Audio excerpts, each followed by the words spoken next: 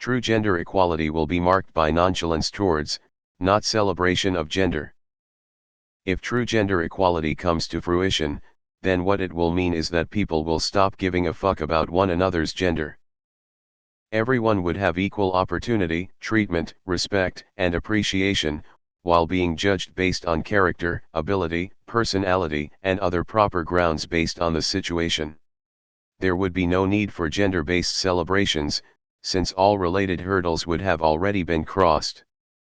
What will be celebrated though, is mankind coming one step closer to overall human equality.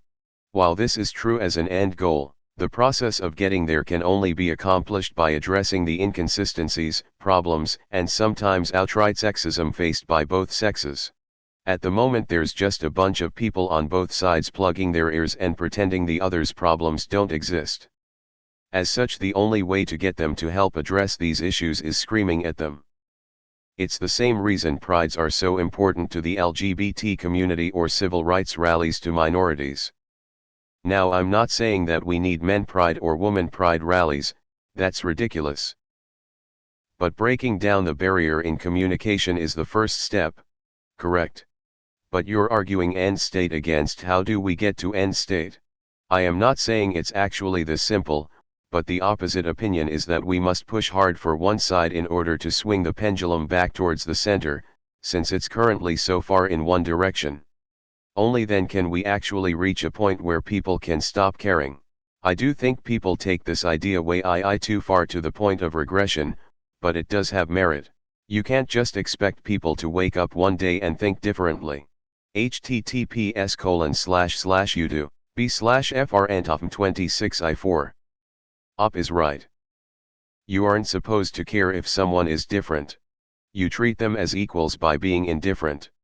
Like, if someone is gay, who cares? If you have a problem with it, that's your problem. What Morgan Freeman is talking about is racial colorblindness, which is the ideology the US adopted after the civil rights movement. It was replaced in the early 90s by political correctness, which does the opposite of ignore race and instead shines a persistent flag over people's heads that they belong to X group rather than just being themselves as a regular person. Media and academia are tools of the establishment class. They imposed PC ideology because it revives racism, sexism, homophobia, and turns them into political topics that rarely benefit the people in these groups. Thought of this clip when you said that. https://b/ik_uzw-tumco. Why not both? Treat everyone as having equal rights and value, but still appreciate the profound differences between men and women. We, however, still need to get the rights to nonchalance. That is the future. I feel the same way about the equality of sexuality as well. People shouldn't have to come out if it's equal.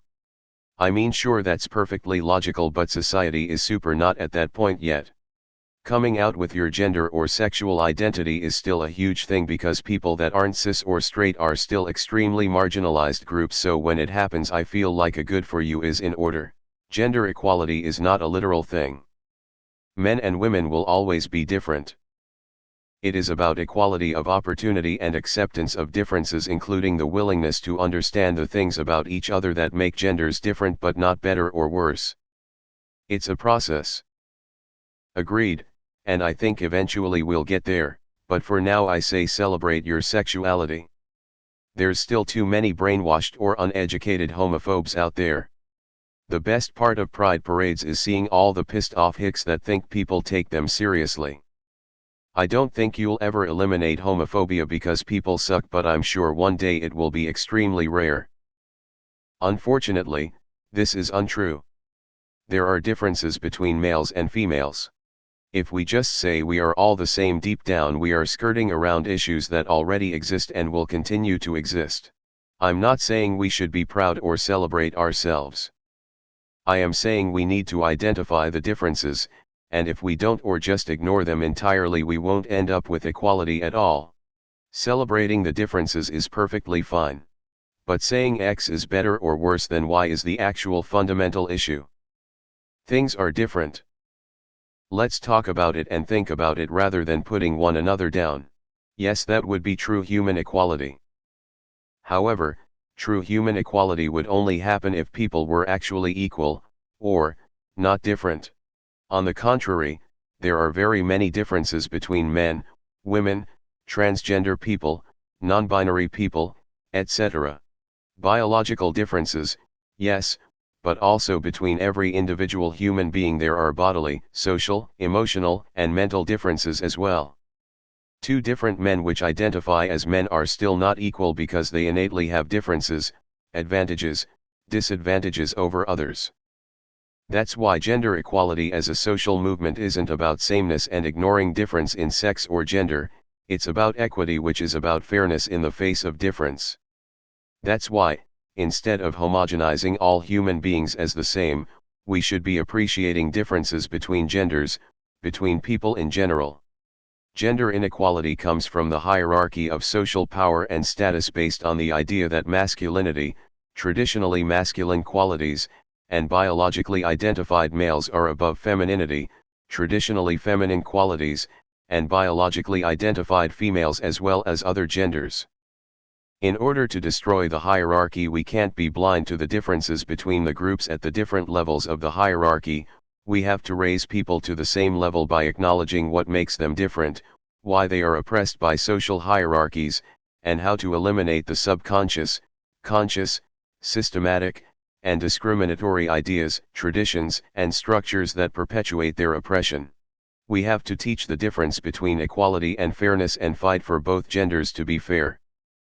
If we fight for equality amongst both, no one will be happy. That's why I wish everyone would STFU about it. Of course, and hopefully we'll get there eventually, but we're not going to get there without fighting. Acting like we're already in a great situation where gender is no big deal only upholds the status quo. We have to make it an extremely big deal for a while in order to successfully root sexism and or transphobia, whichever one you're talking about, out of our cultures and get to a point where people's genders are inconsequential enough to stop being worth worrying about. Celebrating marginalized identities can be a really important part of the process because people who are treated as less than others in society at large often need more support and or specific communities of like-minded people to compensate for that. Pride and LGBTQ activism in general is an excellent example of community organization and celebration being an important step in the process of normalizing marginalized identities to the point where mainstream society very slowly starts learning to treat members of that marginalized community more like everyone else.